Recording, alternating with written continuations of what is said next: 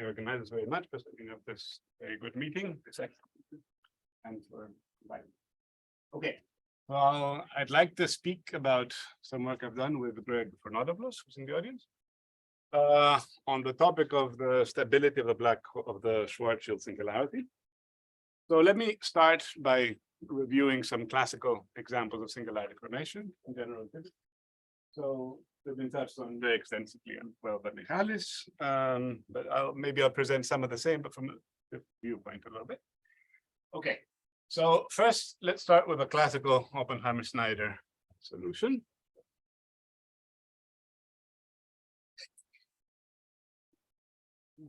Okay, so maybe I'll borrow a phrase from the previous speaker and say for pressureless dust, gravity wins. Okay, so let's understand the collapse and the singularity formation of a ball of dust, a homogeneous and isotropic ball of dust in Einstein's equations. So let me not pay attention to the fluid, but let me pay attention to the geometry of underlying slices of space, slices of space-time. So for Oppenheimer-Snyder, the solution contains a fluid whose influence on the geometry is to make it isometric to a spherical cap inside S3. Okay? So the fluid is supported on the initial data on a portion of a 3-sphere of a given radius, and we're taking only a spherical cap, say less than half the sphere. And this is joined up with a vacuum, which is isometric to a portion of the Schwarzschild, the Riemannian Schwarzschild. This is the portion of Schwarzschild. So this is vacuum. Okay. And it's isometric to Schwarzschild. There's some joining that occurs at an R star. Let's say R star is greater than 2m. And the spherical cap is the unique spherical cap you can join up with Schwarzschild to ensure that the metric across is C11. So if you take Schwarzschild and take a radius R greater than 2m, there's a unique spherical cap that joins up in C11 way. Okay, that's the initial data for Oppenheimer-Snyder. Okay, the evolution of this forward in time is completely explicit. Let me pay attention to specific time slices. So what happens is the spherical cap shrinks, okay, but the portion of the sphere that you're covering increases. And it's always joined up with a portion of Schwarzschild up until some first time when it looks like a hemisphere.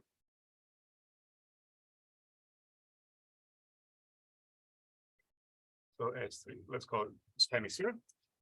Okay. Joining up with a Schwarzschild where the joining is happening at R equals 2m.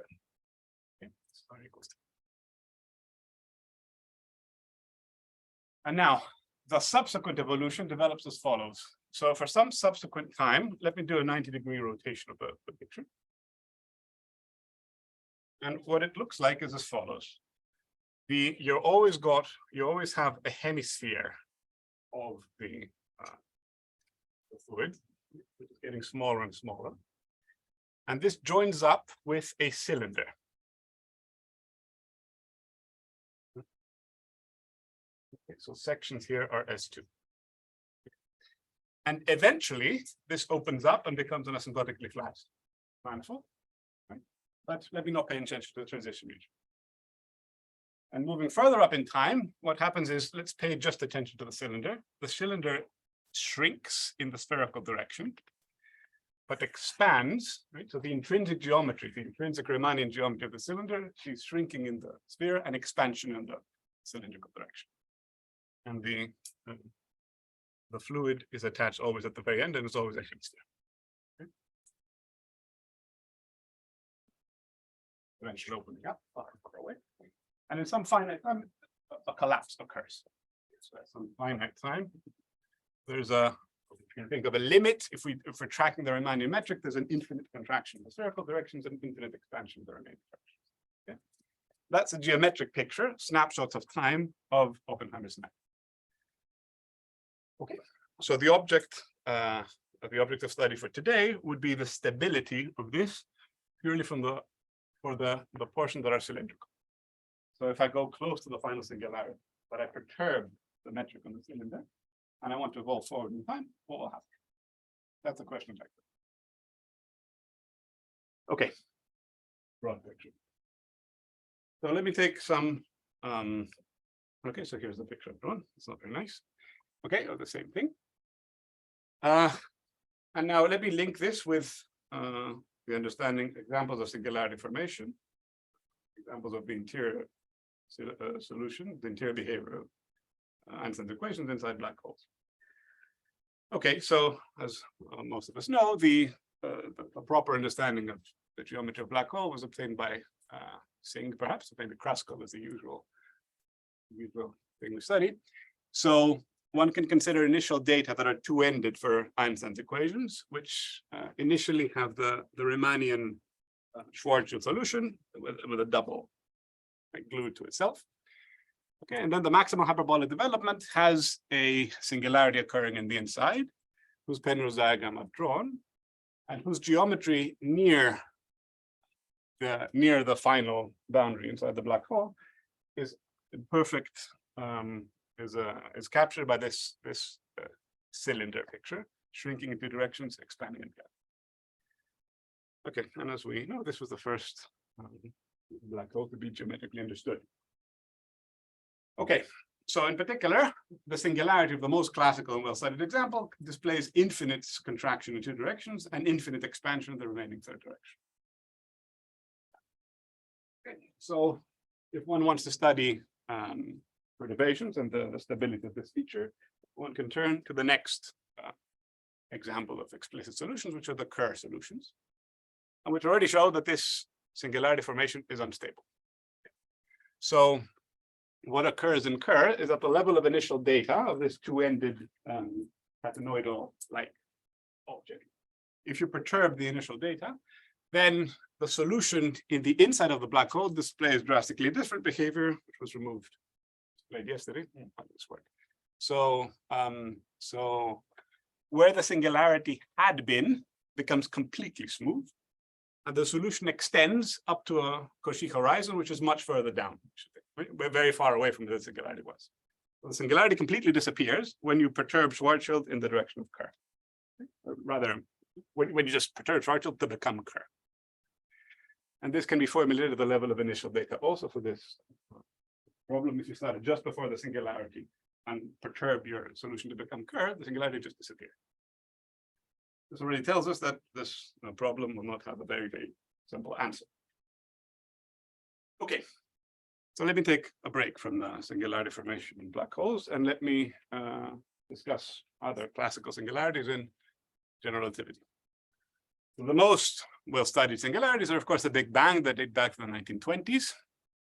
Okay, and the model is the Friedman, Lemaitre, Robertson, Walker.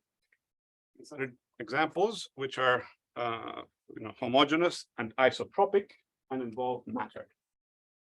So homogeneity and isotropy means that or at the level of initial data, the geometry is everywhere the same, both in terms of moving from one point to any other point, but also in terms of from every point you can take any rotation and space will look exactly the same. So the spatial metric is always a space form, always is symmetric to a Euclidean sphere or the hyperbolic space up to scale. And the metrics one obtains if one has Euclidean sections for different parameters of the fluid involved will look like this. Okay, so contraction in all three directions by a positive power of time, suitably parameterized. And space contracts down to a singularity when time goes to the initial time, to initial finite time. What Q you have depends on the matter model you've got. So this is the first classical examples we learned in our first GR course. Okay, so space shrinks to nothing when time goes to the initial time. Okay, now another example we studied actually already in 1921 is when you do not impose isotropy. So you impose homogeneity, but not isotropy. So each snapshot of time, if you forget about t and you just take time equals constant slice, you're always seeing Euclidean space, right? But you do not impose that the behavior of the equation should be similar in all angles. And so what one can construct are examples of singularity formation where the three directions behave in different ways. Okay, so all metrics of this form for which these two algebraic relations hold on the exponents p solve the vacuum-Einstein equation. And these are the Kastner solutions. Okay, and we note by simple, I don't know, grade 5 math that if you want the sum of three numbers to be one, or the sum of the squares to be one, then one of them will be negative, or super special, two will be zero. Okay. So in general, one will be negative. So this shows that there will be expansion for these special class of Kastner solutions. There will be expansion in one direction, generic. Okay. So, and let me not touch on it. So the behavior inside Schwarzschild doesn't verbatim correspond to this setting because the topology is different. Okay, but what one can see as Schwarzschild being a leading order in agreement with one of these solutions when two of the p's are 2/3 and one of the p's is minus. Okay, let me not touch on that. Right. Okay, so so this is in contrast again to the classical Big Bang, which has homogeneous and isotropic. Okay, so let me now present a different class of solutions that has been studied, maybe more in decades past, and maybe more by physicists. We could remove the assumption of isotropy while preserving the assumption of homogeneity. So we could say that on each time slide, there should be a 3-parameter group of isometries. Okay. But it need not be true that when I start on one point and I rotate, I always get, that creates an isometry. So I could impose that in spatial slices, I have 3 killing fields. And the metric, let's assume, can be the space-time metric that I seek can be expressed in this form. So I've synchronized time so that when I'm moving in time, I'm moving along a time like geodesic, parameterized by arc length. But what's occurring in space is given by some formula like this, where the sigmas are one forms which correspond, they're dual to the 3 killing fields. So I'm assuming I've got 3 killing fields, and the sigmas are like so. And there's some H alpha beta that I don't know. Okay, so this a special case of this situation does correspond to Kastner, and that's when the 3 killing fields commute, all 3 pairwise commute. Okay, then I can create coordinates out of the killing fields, and I can put myself in Kastner. So I become Kastner. Okay, but in general, if I have 3 killing fields, they need not commute. And there's a classification, well, going back to the 19th century, by Bianchi about the geometry of spatial sections based on the commutation properties of different killing fields. Okay, so each spatial slice is a Lie group. The classification is Lie algebras. So let's note. So there are 2 classes, class A and class B. Within class A, the most basic type is when all 3 killing fields commute.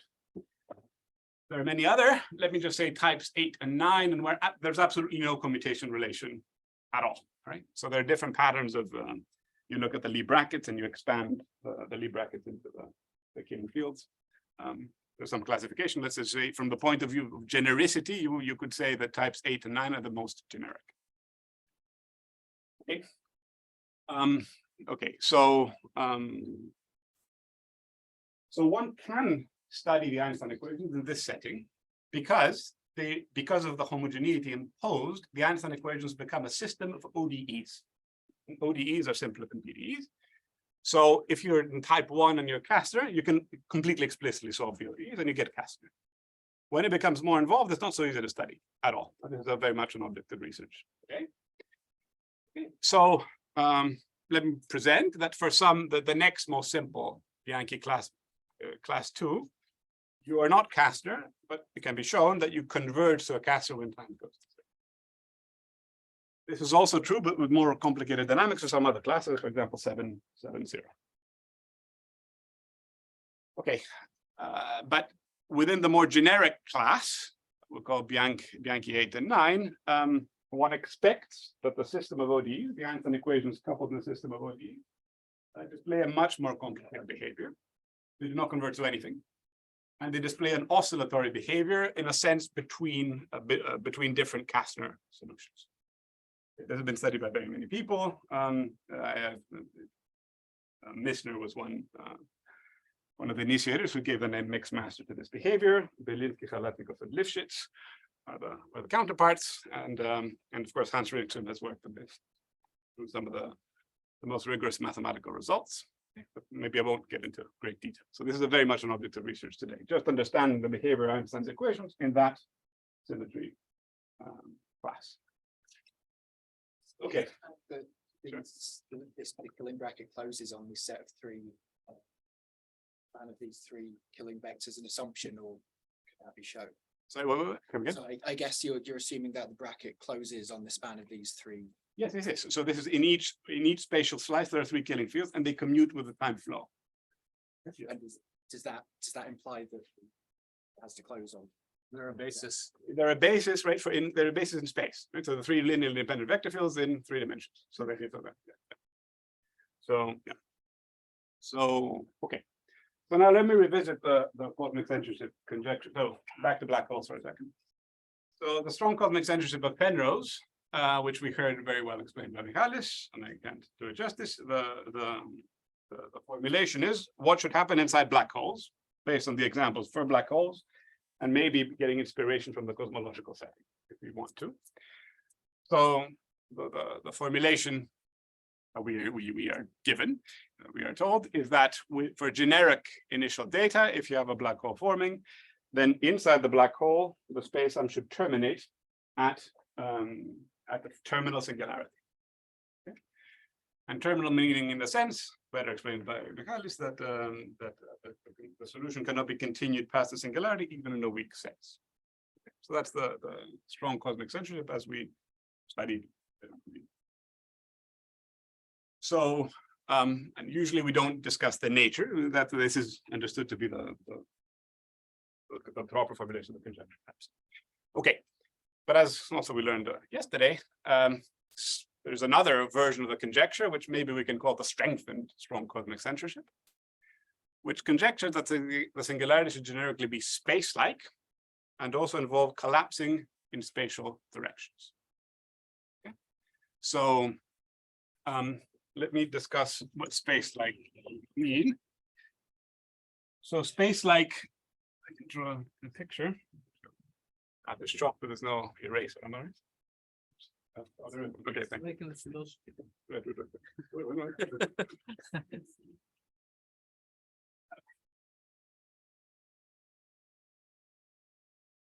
So space-like means that even in all settings, within black holes and cosmological settings, would mean that if you have free-falling observers, so traveling along time like GD6, that terminate at 2 different points on the singularity, then they stop communicating. So for each of them, there's a time to which, when they get very close to the final time, all light signals they can emit will not be received by the other person. So space-like in this sense, and indeed within the Schwarzschild, for the Schwarzschild solution, the singularity is space-like, and for all the master solutions I drew are also space-like. Okay. And all collapsing, right, means maybe the sense that the area element of spatial slices as you're approaching the singularity should be going to 0 when you transport it along maybe these curves. Taken this way. Okay, so a small fun interval. So this conjecture is widely believed to be true, and so let me have some fun. So there was a quiz on the BBC in 2015 about how much you know about black holes. Okay, that's the one question that I got wrong. So when a star collapses into a black hole, all its mass gets squeezed into what? Right, what? The event horizon. Okay. But I was wrong. The BBC says to the singularity. So the BBC, number one, believes there is a singularity, and notice the the word squeeze, right, implies some spatial contractions. The BBC also believes in.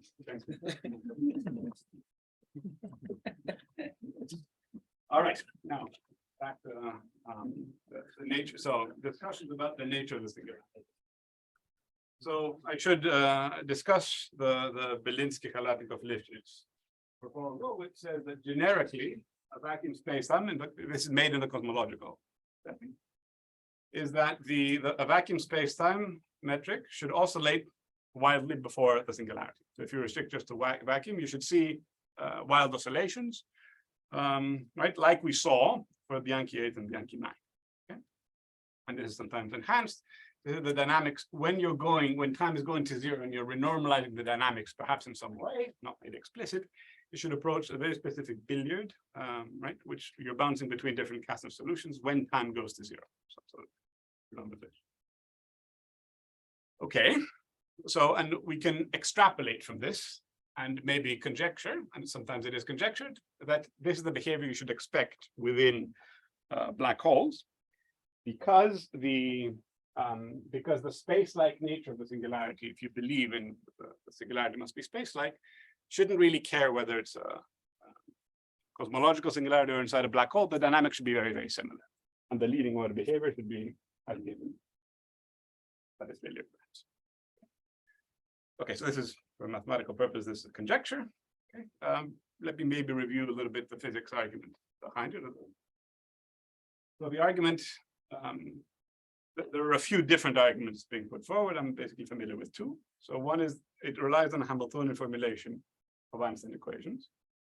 In particular, you take a foliation of space-time by an affine time function. So you're pretending that the final singularity can be reached by a family of affine time like GD6, affinely parameterized stuff.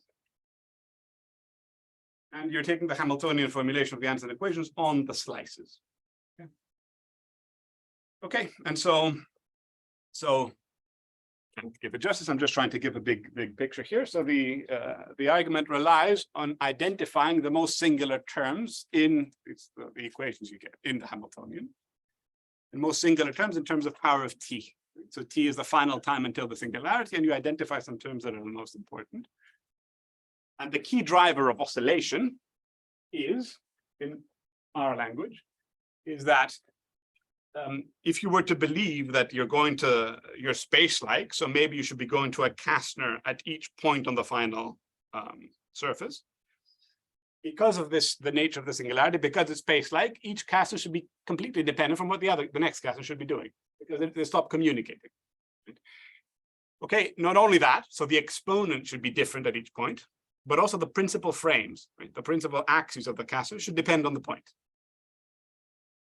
Okay, and you could say, I want to believe that, and let me check if I can solve the Einstein equations with some approximation. And it fails because in the setting where you have a complete non-integrability of the principal directions. That's the argument.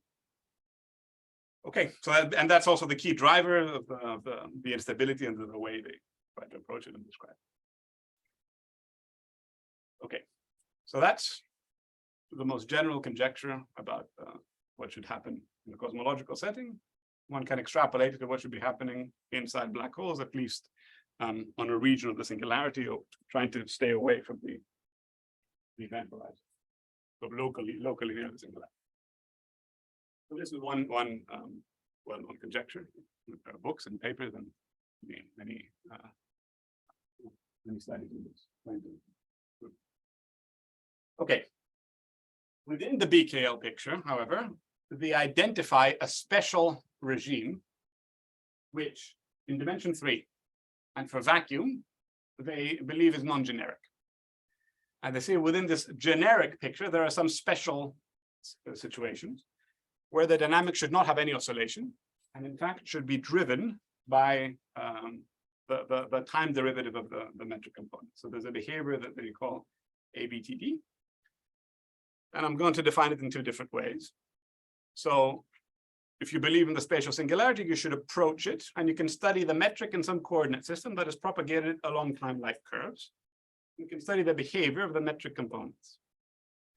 Okay, so the belief is that or in this scenario, what occurs is that the time derivatives of the metric dominate the spatial derivatives.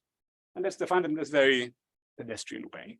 So the time derivative of all metric components, right, should dominate the spatial. This stands for spatial derivative by some positive fixed power of t. So if we were to think of energy, right, if we think of the usual energy dt squared plus dx squared, that says that the velocity component of the derivative dominates all the spatial components. And this justifies the term. So this is an exceptional scenario in the general picture, and then we can restate it that all the energy becomes kinetic in the limit. Okay, so all the energy in the kinetic component. Okay, and that should yield a convergence to a different Kastner solution at each point. Right? That's the okay. So in particular, there should be a different set of Kastner exponents at each point and a different principal frame at each point. Okay, and so let's say the metric, if we write it in a synchronized frame like this, then the second fundamental form of the spatial slices should behave like so. So the Kij relative to this principal frame that I discussed should look like the Kastner behavior of the Kij's. And then maybe the remainder should be strictly less singular. Okay? So at the level of the momenta, right, the second fundamental form, the momentum should behave like a different Kastner at each point, and then the correction should be strictly that. Okay, so you're reading what a Kastner is. This is an exceptional scenario. Like for vacuum and dimension 3, this is an exceptional scenario. It is not. They don't predict it to occur generically. Okay, so now let's give some results. Something like that. So one is by Chronodopoulos and Jonathan, okay, which I will state in a very short. So it's a construction of lots and lots and lots of singularities. It is not the behavior of the solution as you go towards the singularity. If I may say it in my own words, it's you can construct the scenario that BKL exists, the AVTD scenario, by killing what they don't want to see, by killing the term that's responsible for oscillations. In particular, you want to start at the singularity and impose seed data. Put your initial conditions there, okay, which is some sort of singular initial data. We call them seed data. And you impose the integrability that they want. If you do that, then you can extend the solution backwards in time. So you can construct the examples that they believe should be there. Okay, that's my version. Okay, very good. So that's one result on AVTD, and that's let's say it's a backwards construction. So it's a construction of lots and lots and lots of examples. The cheap way, think that way. Okay, and there's also a long list of works by Igor and Jared, and then by Igor, Jared, and Greg. Okay, and I'll only present the latest one, which is in 3+1 dimensions, and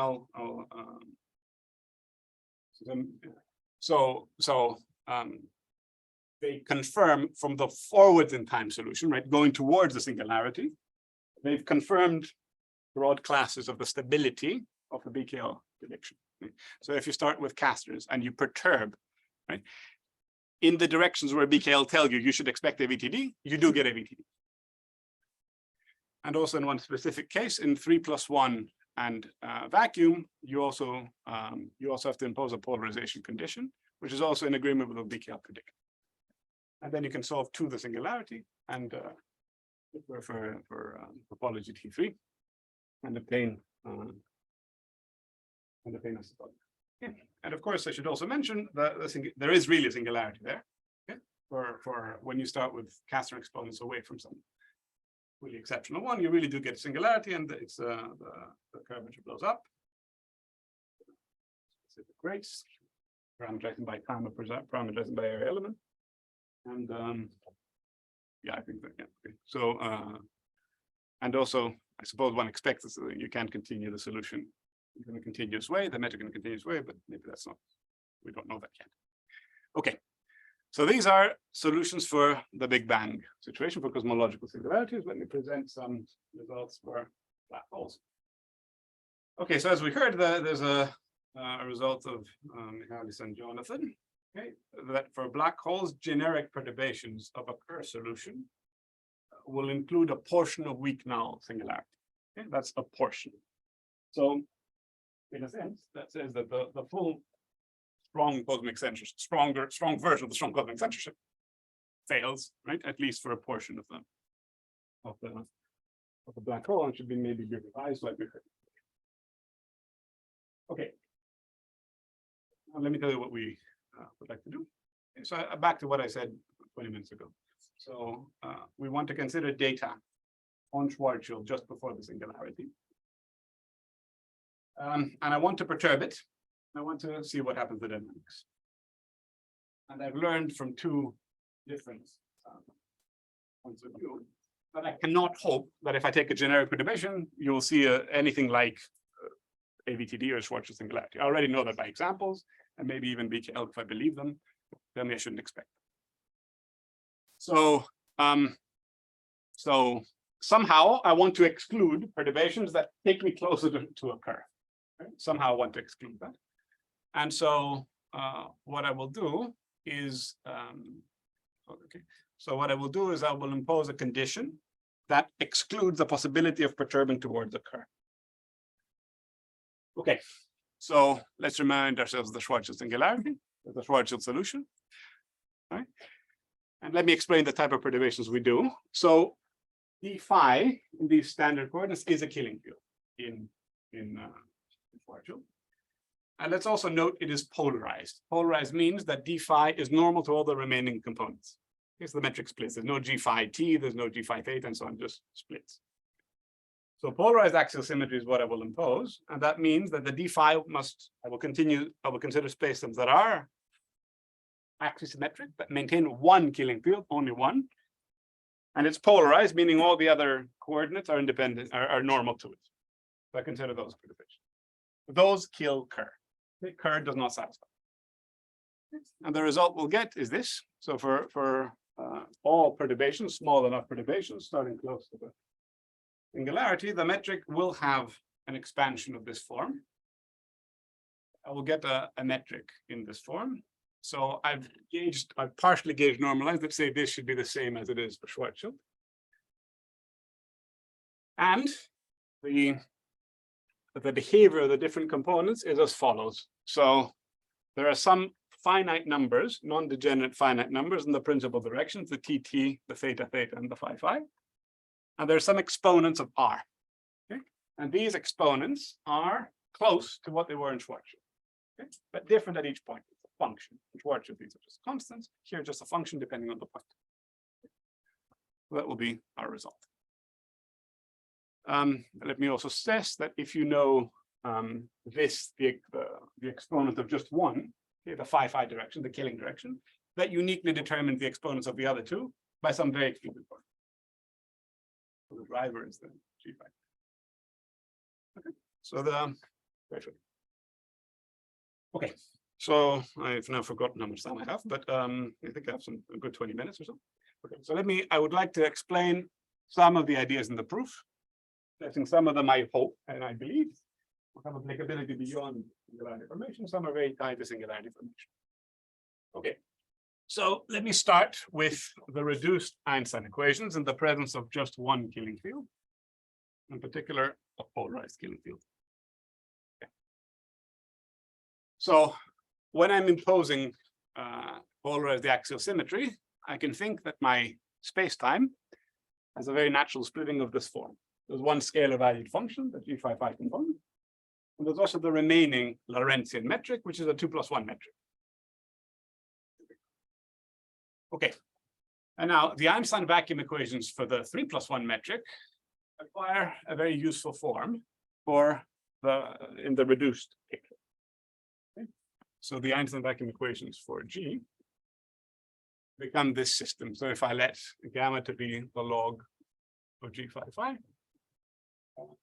I get a free wave equation for gamma with respect to the 3+1 background, and also the Ricci curvature of the 2+1 metric is given by some expression. Let me not write it directly. It's like this. Schematically, it's like this. All right, so this is very well known, it's very well studied and played a very useful role in many studies in GR. Okay, let me say one approach that we take, which I think is useful. So you have a free wave, which is always nice, at least for this audience, but then it's coupled with an equation on a 2+1 metric. Of course, that means that this system, this equation is quasi-linear because the metric G is determined by the H, and the H sees gamma as its source. So I could even write it like this. Okay. To show the quasi-linearity very. Okay. All right. So now there's something special about 3+1 dimensions when you introduce one killing field. Now that's a very basic fact in very basic geometry, which is the following. In dimensions 4 and above, the curvature tensor decomposes into the Ricci part and the Weil part. In 3+1, there's only the Ricci part. Weil identically vanishes. That means that if you give me an expression for the Ricci curvature in 3 dimensions, I also know the full curvature tensor in 3 dimensions. So what that enables me to do is to treat this equation as ODEs. The second part of the system becomes ODEs. Okay, so that's the approach.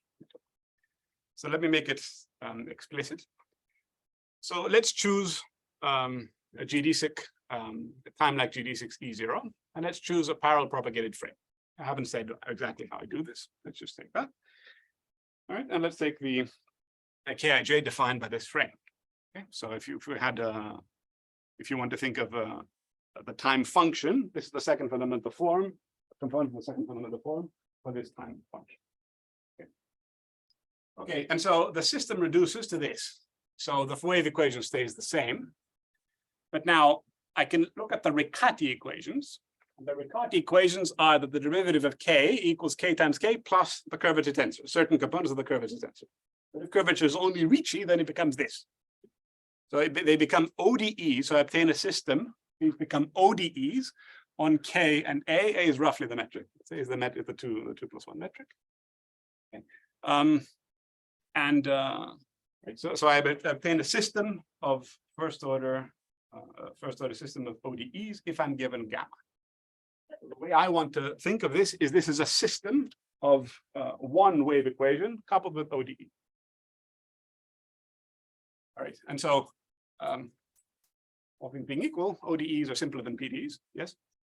So often when people do this kind of reduction, there's a conformal change you do of the two. That's right. That's right. Get rid of the. Is there a reason you're not doing that? Correct. So that it would be nicer if I could do that.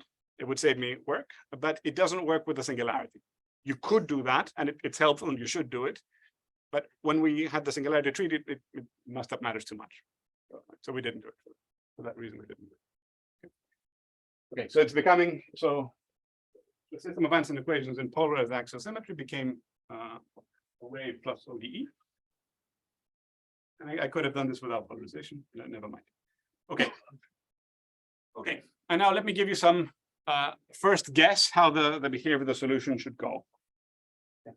So let's assume, let's treat some formal asymptotic. So assuming that my background behaves the way I claimed it would, assuming that the space-time metric was the way I put up in my theorem, I could study the wave equation or any such background, and I would derive asymptotics without huge pain of this form. So gamma will blow up logarithmically times some function in front. The next order term is just some function, and then big O of R. So if I believe my result, this is what I should expect for the wave. Let's believe my result for now. Okay, what do we find for the rest? So we chose to take a geodesic gauge. A geodesic gauge gave us ODEs. For the second set of equations, they became ODEs, and that's a big benefit. But a geodesic gauge is also very dangerous because you can have a breakdown of the geodesic gauge without having a breakdown of the metric. Okay.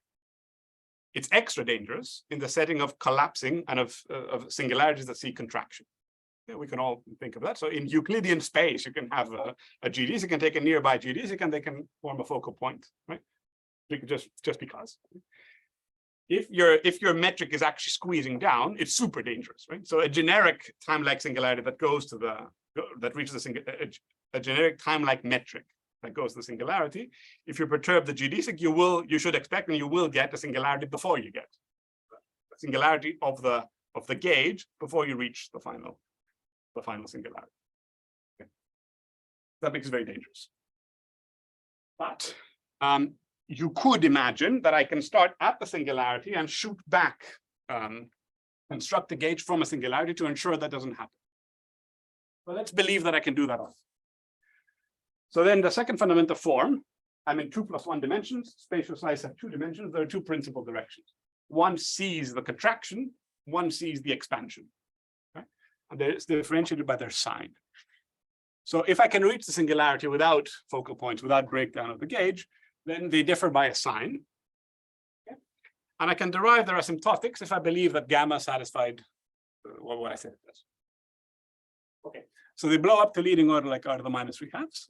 Okay, and there's a correction that is way better, like r to the -1/2.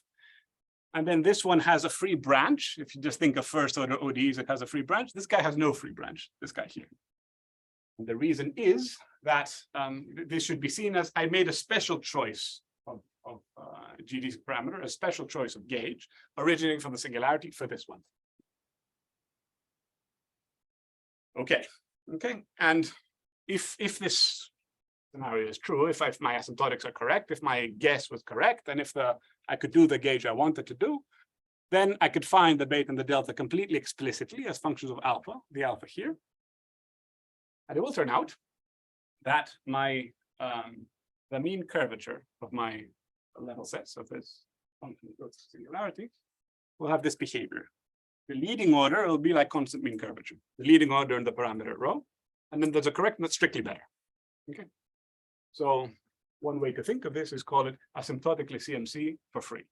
So I didn't try, but the geodesic gauge is becoming asymptotically CMC without me trying. That's provided I can use this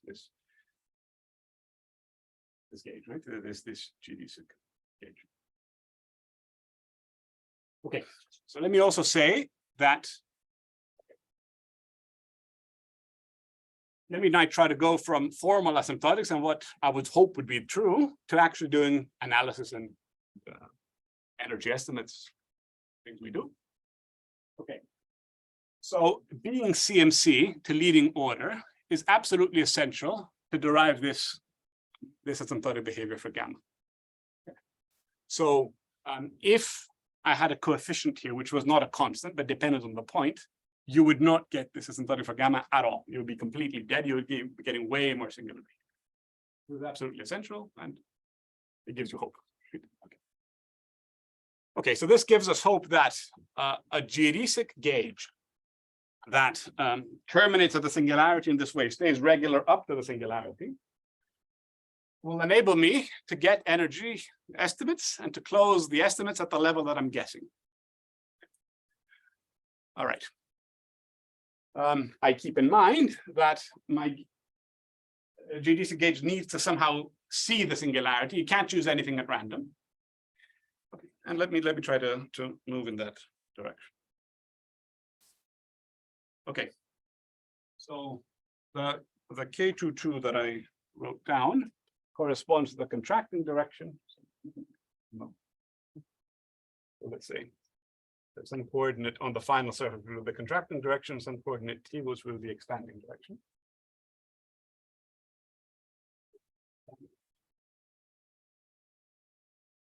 And I would like to have time-like GD6 that terminate at any such point and propagate some frame along the GD6 that will, in the limit, will see this contracting direction, this expanding direction as principal directions. So I would like to initiate some frame E2 to correspond to this one, maybe the frame E1 that will correspond to that one. And K22 will see the normalized somehow so that K sees the contracting direction. And also, I would like my GD6, maybe ideally I would like them to be normal to the singularity, like BKL wanted, like, is the simplest thing to do, right? Is the most simple thing to ask for, right? So maybe we would like the GDs to be absolutely normal to the singularity, okay, in both the principal directions. Yeah, that would be the simplest gauge normalization. Okay, and then maybe I can hope for an iteration. So we can't do that just yet, but before I get to that, let me introduce something we found in our analysis that surprised me. Okay, so as I said, if you had a GDC gauge that was fully normal to the singularity, or even partially normal in one key direction, the dangerous direction, in the collapsing direction, if you have just normality of your GD6 in the collapsing direction, you can get this asymptotically CMC property that's so important to study the wave equation. Okay. So how I'm going to close estimates, I'm going to take lots and lots of spatial derivatives of my parameters, right, and try to get suitable energy estimates for those. It's not sufficient to just bound gamma, you need to bound derivatives of gamma and derivatives of the other quantities. So I will also have to differentiate the Riccati equations. So let me just take one spatial derivative, okay, and it will look like this. Okay, and now something that's, I'm stating something which basically I don't understand why it happens, so I wanted to share it for a few minutes. Okay, so there are the two Riccati equations. The one that sees expansion, that's the safe one, because from the point of view of focal points and so on, expansion is good. You're not going to see, if the space-time is expanding, you're not going to get focal points. Okay, and that's the K for which I had a free branch of my solution. And if I look at the differentiated equation, I still have a free branch, and that makes perfect sense. So if you have a one parameter family of ODEs with a free branch, the derivative should have a... There's also the other one. There's the K22, which was the very dangerous one, which is the collapse. Okay, it's just a regular Riccati equation. And if I look at its derivative, its spatial derivative, I'm going to get a linear equation. So linear equations admit a free branch. So here's something that I do not understand, which is there's a free branch of this ODE, which is way more singular than anything you could possibly control. Okay? So this ODE, the differentiated ODE, you're forced to, we're doing analysis here, you're forced to take derivatives to close in a subpolar space. This ODE admits, for the derivative, admits a free branch that's extremely singular, way more singular than AVTD, way more singular than any. So if this was somehow really here, you would be completely dead, not be able to prove anything. So, okay, so each time if you wanted to do an iteration, each step would be infinitely more singular, way more singular than the previous step, and you would not get convergence at all. Okay, so the hope is that somehow this is here, and we set up an iteration that also ensures that this free branch is not there, it's just set to 0. So let me explain the iteration we do. So I've explained the main variables. I have not explained the issue that you don't a priori know where the singularity will occur.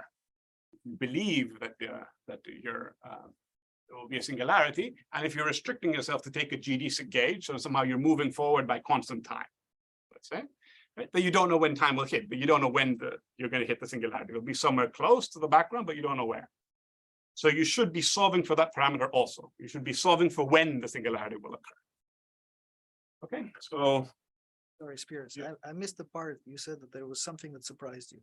Yes, so yeah, well, that's because I don't know much, maybe you can. Okay, so this, the K22 was, the K22 has some, is the focusing sign. And so if I wanted to be regular until R equals 0, there's only one solution I can get. Okay, given a right-hand side, there's only one. Okay. But now if I take the spatial derivative of this, that admits a free branch. Okay, fine. So what surprised me is that free branch is very, very singular. That's all. That's surprising. But I don't know, maybe I shouldn't be surprised if you. Were you imposing this at the singularity? Exactly, because I'm imposing it to singularity, I set it to 0 and I'm done. But I'm just reporting that I was. Okay, very good. So, right, okay, so I'm setting this to 0, and I keep in mind that I'm imposing a GD gauge, and I should, right, and so I should expect that I have to solve for this also. Okay. Okay, so I'll solve it by an iteration, which is as follows. So I'm going to solve the wave equation on the previously found solution. Okay, starting on the previously found initial data. Okay, And now the K22 on the off diagonal one, that's not so important. I solved backwards. So I solved backwards starting from the singularity, and that's where I set the free branch to 0, and don't have to worry. Okay, now here's a point that is, I've imposed the gauge. It's not normal to the full singularity. It's only normal in one direction. It should be normal to the hypersurface in the other. Get into that. Still, I have to solve for where the initial data lives. I have to solve for the surface where they live. That involves a system which is, again, it's a bit weird. I'm surprised it's a system that looks weird. I'm not even going to write it for you. Okay. If I had chosen normal to the singularity, the more canonical gauge, the more standard would be, the system would be even weirder, right? So that's why I chose a strange gauge, normality in one direction to the singularity, normality in the other to the initial data hypersurface, to get something I can solve for. And even so, it was, I don't know, a weird system of PDs. Okay, and then within my iteration, once I've identified the hypersurface where the initial data should be induced, I prescribe the missing variables on that hypersurface, and then I solve towards the singularity. And these are the ODEs that are not in danger of blowing up. These are the ODEs that, because of the expansion, I can hope to control. Okay, and then we iterate that. We want to pass the limit to get a solution. So this is the big picture. Okay, I think I have about 3 or 4 minutes. Yeah. Okay, thank you. Okay. So I should also mention, so after our paper, there's the latest paper of Igor and Jared and Greg, that you don't need to use this gauge. You could have, for their setting, which is not identical what we do here, you can have a CMC gauge, and you don't see this behavior that I'm claiming is weird. Okay? But of course, you don't get the ODE system that I wanted to have. I wanted to see ODEs. All right. So there are other gauges out there, and you do not need to approach the singularity by a PDE system. Okay, so that's there are some aspects of the proof I don't want to touch on. There's a degeneration of your field exactly at the poles at theta equals 0, theta equals pi. Never mind, it's very technical. And there's a feature that is quite common in the PDEs in the last, I don't know, at least 15 years, that energy estimates you get at the top order are actually very bad, and you have a descent scheme to get better and better estimates at the lower orders. Let me not touch on that either. Okay, so maybe give you some outlook and some summary if you like. So, so we introduced a method, a new method, to study the Einstein equations in polarized axial symmetry. And so this aspect about getting a PDE with an ODE system would also, you don't need polarized, you can do just general axial symmetry. Okay. And this is completely independent of understanding singularities and so on. You could choose to adopt this in your favorite set. Okay, so the key structure is a free wave ODE in a system, and if you were not polarized, you would have a wave map into hyperbolic space. Okay. So that's one. 1%. Okay, so in a certain sense, working with an ODE gives you more control of the solution, right? Simply because when you're studying ODEs, it's easier to understand what the solution does. There's a leading order, there's a subleading order, and so on. With ODEs, you get that. Okay, that's one advantage of this. That's it. Okay, so let me give some outlook. So we all know there's many of the hardest problems in the field are studied initially with 2 degrees of symmetry, maybe most commonly in spherical symmetry. So I believe that, for example, many of the examples we saw, all of the examples we saw of singularity formation with symmetry imposed, you have something of a blueprint to say, okay, suppose I want to perturb outside spherical symmetry, what would happen?